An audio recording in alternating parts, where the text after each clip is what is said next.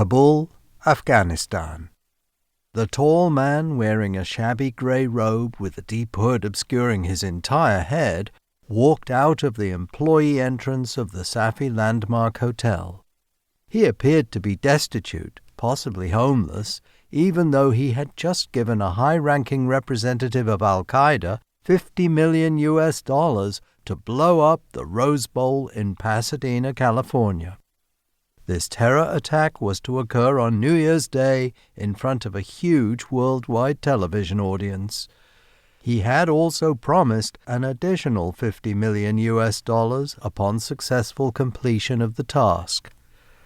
As the strange figure disappeared into the shadows of an alley in downtown Kabul, he reflected upon the status of his plan to this point. His chosen profession as a field operative gave him a feeling of intense power. He could study the past, present, and future of his subjects, and then determine how best to bend their actions to his will. Ever since he had been chosen, at the age of 5, for an elite and highly secretive organization, he had been training to handle this type of assignment. Now he would return to his superiors to consult about the next steps required to continue advancing this, the biggest, most important mission he would ever be given. The very survival of his country, and possibly his entire civilization, was at stake. Mission 1 from White Sands. Open the hatch for precisely 2 minutes to quickly observe the surroundings, announced the vessel's computer. Then close the hatch and secure your seatbelt for the return trip. Ellie Johnson quickly climbed a ladder leading to the hatch. Opening was fast, requiring only the push of a button. Outside the vessel she saw a peaceful plain with small scrub-like pine trees intermixed with flowering shrubs. The sky was a vivid blue, and the sun burned hotter than she ever remembered.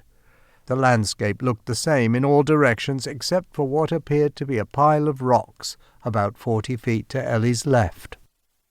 The scenery was beautiful, but did not provide a single clue as to its identity.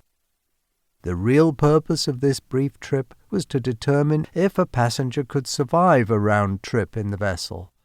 The short observation period was an attempt to gather any evidence that the system had placed the vessel near the desired target. Scanning quickly in all directions, Ellie could see nothing that would help verify her current location. After the 2-minute interval, 3 beeps announced that the hatch would automatically close. As it began to move, there was a loud roaring sound that startled Ellie. Out of the corner of her eye she saw the pile of rocks appear to move. The hatch closing meant she could not investigate the actual cause of the noise or the movement. For this first test only, the vessel was programmed to return to its origin with no option for control by the passenger, in case the passenger was somehow incapacitated during the trip. Chapter 1. Carcassonne, France. In southern France, tourists swarmed over the beautiful medieval town of Carcassonne. They were frantically trying to fit their itineraries into their allotted holiday time before the fall storms descended upon the area. Today had been spectacular, a brilliant sunny day with a robin's egg blue sky.